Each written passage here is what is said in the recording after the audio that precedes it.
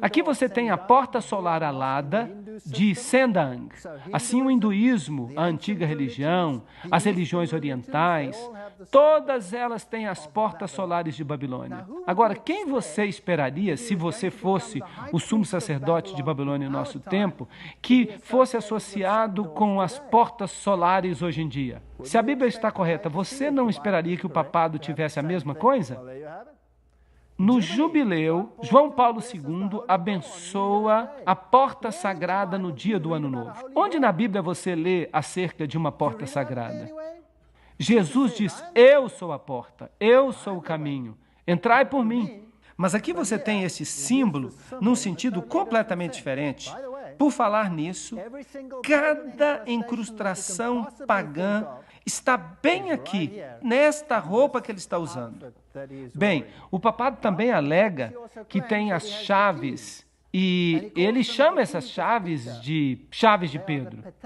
Lá em Babilônia, elas pertenciam ao Deus Leão, as chaves para o céu e para o inferno.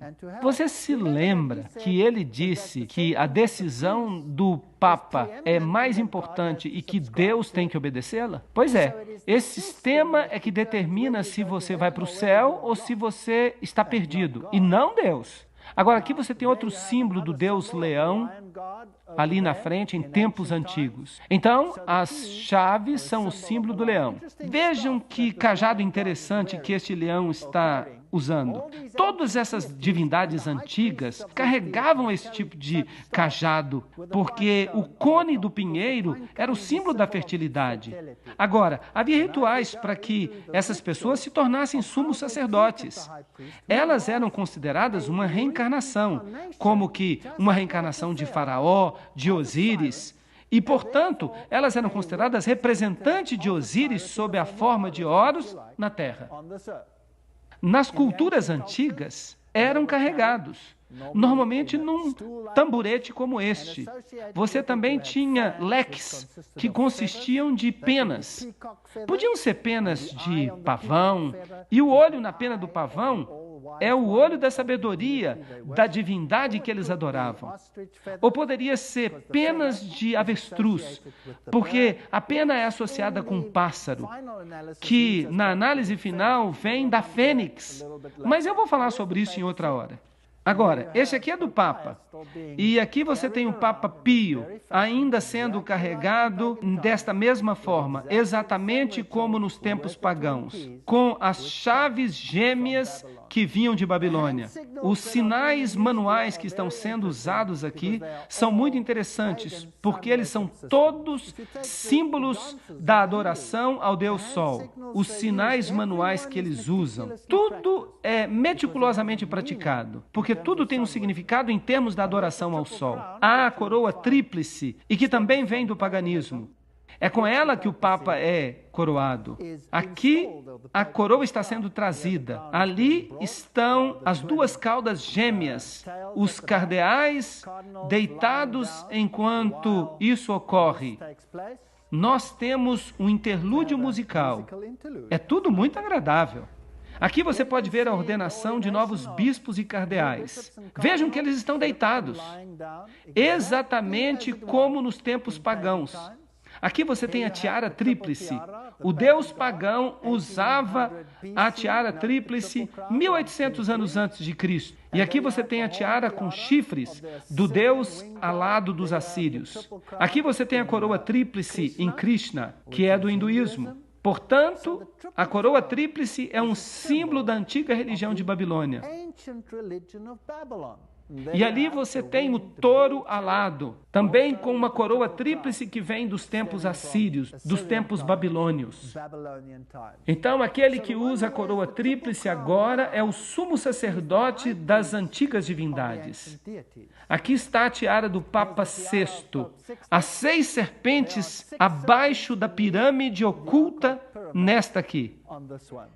Agora, vamos ver o que se pode saber sobre a adoração à mãe e à criança, Maria e o menino Jesus. Este símbolo é exatamente o mesmo que você tem no paganismo. E é interessante que você tem a Madonna negra e você tem a Madonna branca. Você tem o Jesus negro e o Jesus branco. Agora, no paganismo era exatamente a mesma coisa. Osíris era adorado ou como preto ou como branco, a depender do aspecto da divindade que você favorecia. No jogo de xadrez, o que você tem aí? Você tem casas brancas e pretas. E o jogo de xadrez é planejado, é um jogo oculto, planejado desde a antiguidade através da maçonaria, para mostrar que, de fato, o peão não somente destrói o rei, mas você pode promover o peão à rainha. Ele se torna rainha se você quiser. Então, o preto e o branco, ambos eram símbolos que já estavam presentes na adoração a Osíris e no culto a Ísis. E você também tem isso no catolicismo. Você tem a Madonna negra e você tem a Madonna branca. E se você for para a cultura oriental, você tem exatamente a mesma coisa. O culto à mãe e à criança. Isis e Iswara, Xingmu e a criança sagrada. Você também tem isso no Egito, Ísis e Osíris. Você tem também na cultura hitita a adoração da mãe e do filho. Claro, a mãe e o filho se tornarão proeminentes no catolicismo romano. Mas se você quer fazer com que as pessoas creiam que eles representam alguma coisa, você tem que dar nomes aos deuses. Isso não é problema. Esses nomes têm mudado através da história. Os gregos não tinham os mesmos nomes que os medo-persas. Eles não tinham os mesmos nomes que os egípcios. Eles não tinham os mesmos nomes que os babilônios. Mas tudo era um deus apenas. Então, todas essas divindades, e aqui você tem uma antiga religião asteca, Quetzalcoatl, e a criança, e às vezes você tem do sexo masculino ou feminino, indica que a divindade é tanto macho quanto fêmea. A Madonna negra está na Igreja Católica Romana, e os messias negros são também comuns. E a Madonna branca tem filhos brancos. Aqui você a tem no hinduísmo. Esta vem do Museu Britânico. Aqui você tem a mãe, ali você tem a criança sagrada, aquele que vai ser o Salvador. Isso é paganismo. Nada tem que ver com o cristianismo, porque Jesus diz: há apenas um mediador entre Deus e o homem. E quem é ele? O homem Jesus Cristo. Você não tem outro mediador. Maria nunca vai tomar o lugar de Jesus. Nenhum santo vai tomar o lugar de Jesus. Nós não precisamos de ninguém como mediador. Isso é paganismo, não é cristianismo. Aqui está Ísis em sua forma espírita, quando ela se aproxima dos rituais da nova era.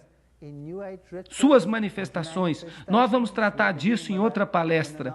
Aqui você tem os símbolos, os antigos símbolos pagãos de Hermes e Ísis, bem aqui, com a estrela de 6 pontas no meio do círculo. Ou as estrelas de 5 pontas em outros lugares são também usadas. Este símbolo, onde vocês acham que eu achei? Este símbolo é dos antigos deuses? Eu o achei na Catedral Jesuíta, no sul da Europa, na Alemanha meridional. O que isso está fazendo aí? O que os símbolos de adoração ao sol estão fazendo em Czestochowa, na Tchecoslováquia, ou na Polônia, em todas as partes do mundo?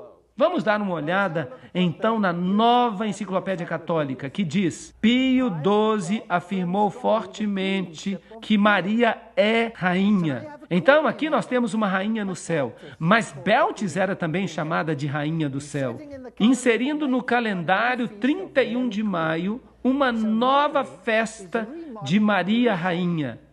Então, Maria remodelada, reformada, para se encaixar nos sapatos da antiga divindade e colocada na frente do povo como nova mediatriz. Isso é muito triste porque Jesus é tirado da equação. Eu não estou tentando derrubar Maria. Maria era uma mulher abençoada, ela era uma boa mulher, mas a sua herança está sendo mal usada aqui.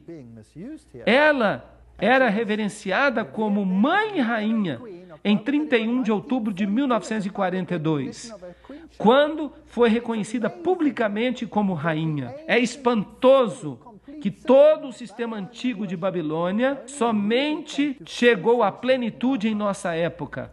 Agora, vamos dar uma olhada em retratos fascinantes da transferência do papel mediador de Jesus para Maria. Este aqui eu encontrei em Roma. Aqui você tem Jesus colocando a coroa de espinhos sobre a cabeça de Maria. E ela tem as feridas nas mãos. Portanto, Maria que se torna a mediatriz, aquela que sofreu e morreu. E se alega que através de Maria nós somos salvos, porque Maria é aquela por cuja obediência nós fomos salvos no ponto onde Eva havia falhado.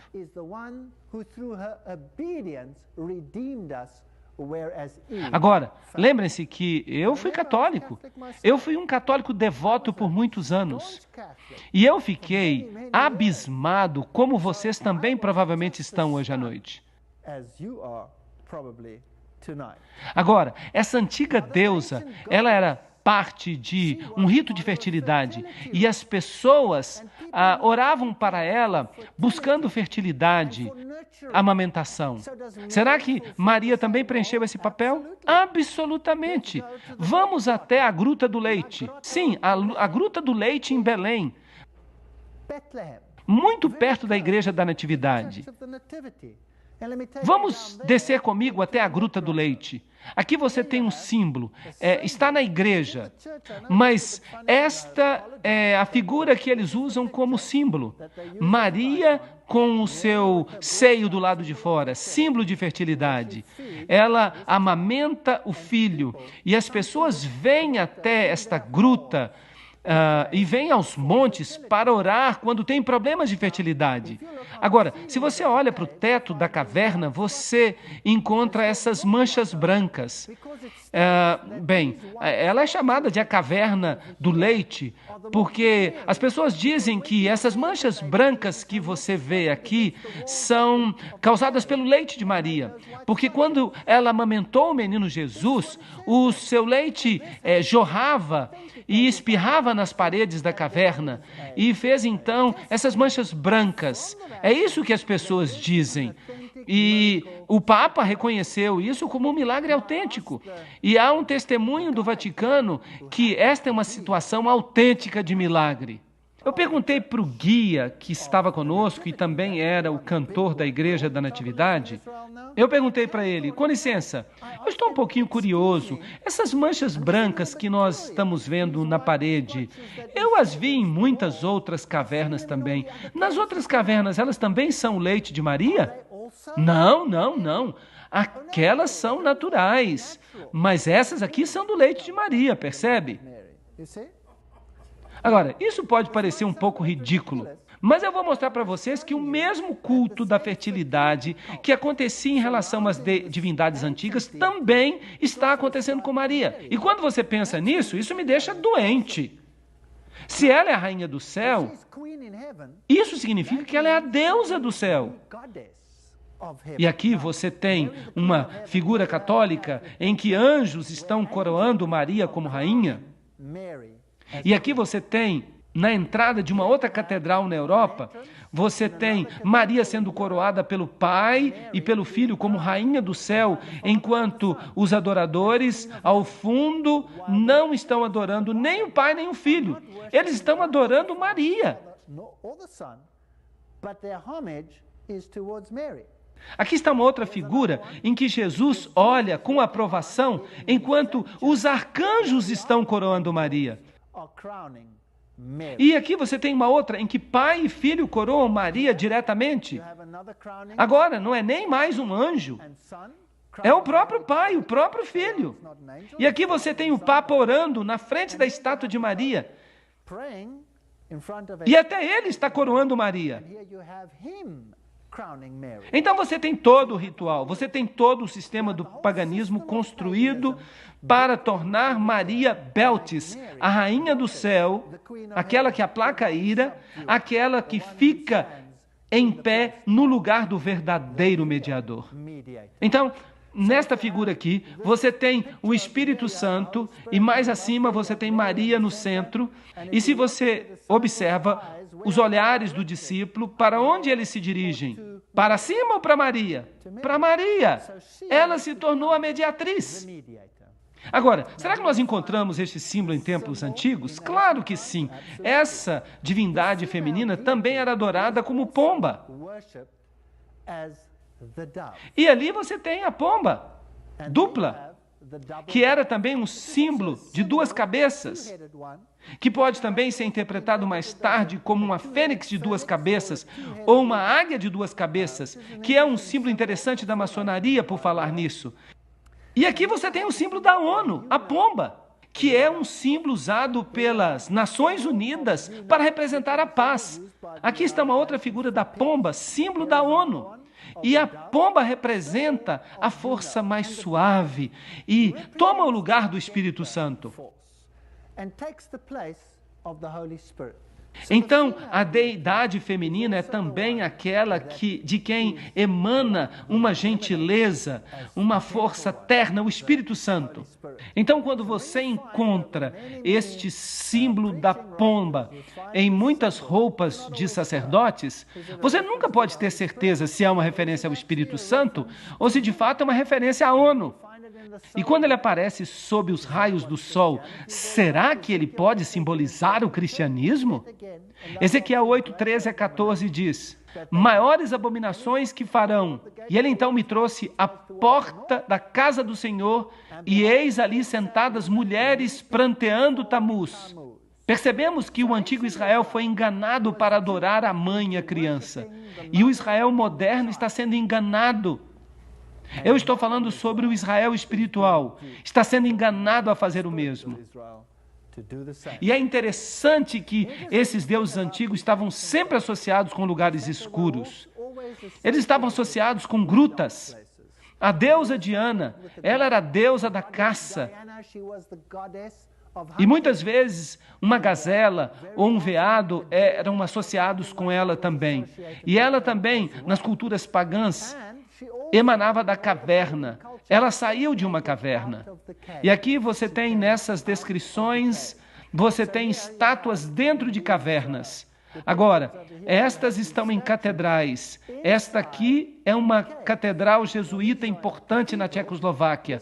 E ali você tem essas divindades, ou estátuas delas dentro de cavernas. E você tem as letras IHS acima, que hoje eles dizem que significa a seu serviço. Mas é claro que não significa a seu serviço de modo algum. A Igreja Católica diz que ela se refere a Iesus Hominum Salvator, que significa Jesus, o Salvador dos homens. Mas se você pertence ao círculo oculto, você reconhecerá que essas letras significam Ísis, Horus e Sebe, a trindade egípcia.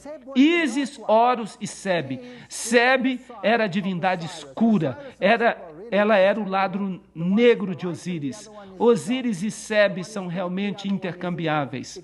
Um é a luz e outro a escuridão. Um é bom e o outro é mau.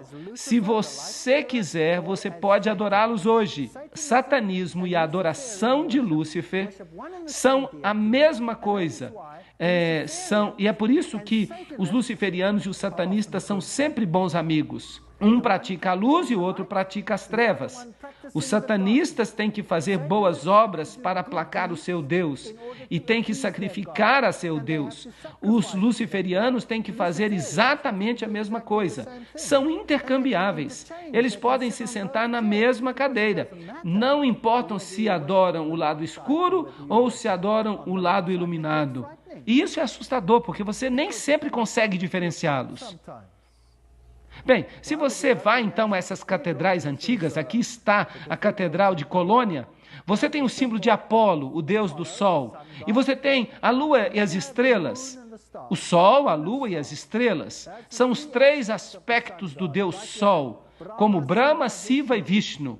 Brahma é o sol nascente, Siva é o sol no meridiano, Vishnu é o homem vítima, o sol que cai nas águas à noite e se torna Dagon, o deus peixe, ou Poseidon, e se levanta da água é adorado como Poseidon ou como a serpente, sob forma triuna. Nesta catedral aqui você tem um relevo interessante. Você tem o leão com as asas de águia, com o sol nas costas. um símbolo muito importante de Babilônia. E a Igreja Católica Romana chama este símbolo de São Marcos. Agora, eu acho que você vai ter muita dificuldade para encontrar um leão com asas de águia, com raios solares por trás da cabeça, como um símbolo de São Marcos. O que você acha? Agora, o que ele está olhando? Ele está olhando ali um círculo com uma cruz nele. E este era um dos principais símbolos do Deus Sol.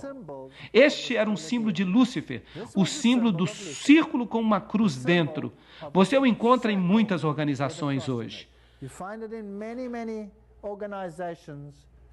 O outro símbolo, claro, é o símbolo do touro. Lembrem-se que o touro representa a primeira letra do alfabeto. Representa o número 1, símbolo do portador de luz. Lúcifer, também com um raio por trás dele. Eles o chamam de São Lucas ou Lucas. Também as borboletas são o símbolo do culto da fertilidade. A borboleta vai de flor em flor. As abelhas também são símbolo do culto à fertilidade. Ela também vai de flor em flor em flor. As jovens, meninas, se vocês colocam a tatuagem de uma borboleta no seu ombro, isso tem um significado muito mais profundo do que vocês podem imaginar. Vamos ver se vocês conseguem descobrir aqui o símbolo do touro e do leão. Símbolos de Ísis e Horus. Templo número 3. Ísis é associada com o culto ao touro, e com o culto ao leão, e com o culto à fênix. Ali está a fênix.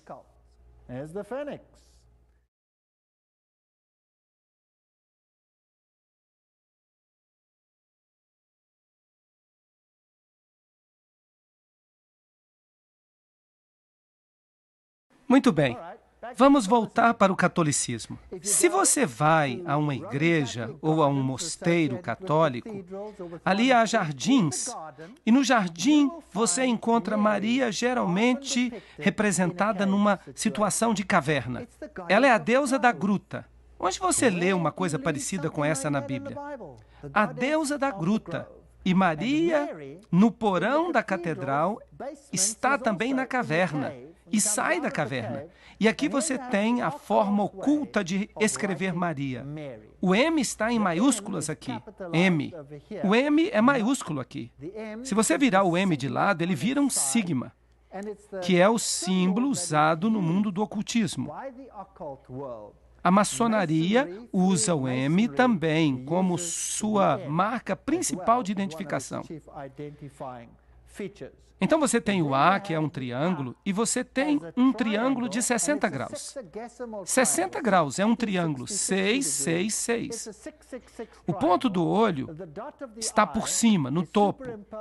E o ponto se torna o símbolo do Sol. Ele também tem outra conotação, bem perigosa, mas eu vou deixá-la de fora por enquanto. E então você chega a Reia, que é a antiga deusa do Oriente.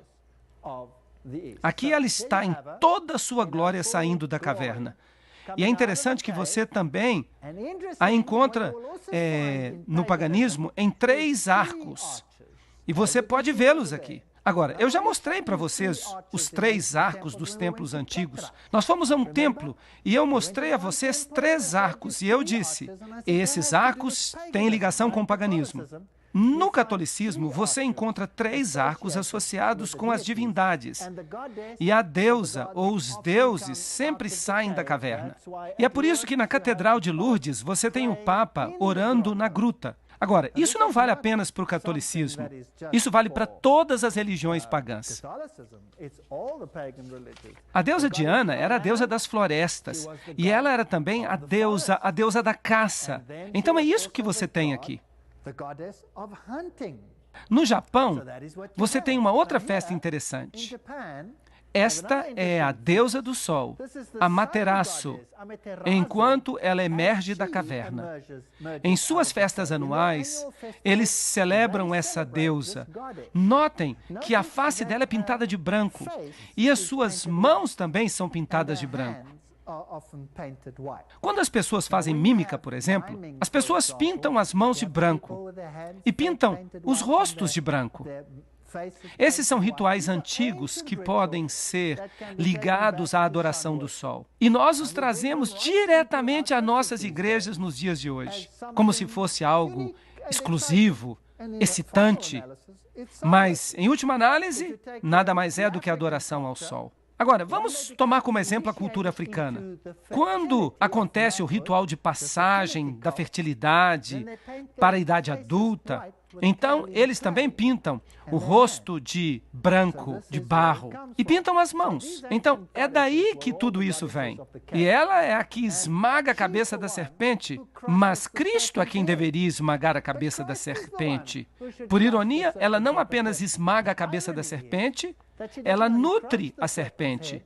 Porque a serpente, através dela, representa a morte e a ressurreição. E é a contrafação da morte e ressurreição de Cristo. Assim, através do feminino, você tem o poder de fertilidade para produzir nova vida. E, portanto, isso tudo tem pesadas conotações sexuais. Encontramos a mesma coisa no catolicismo?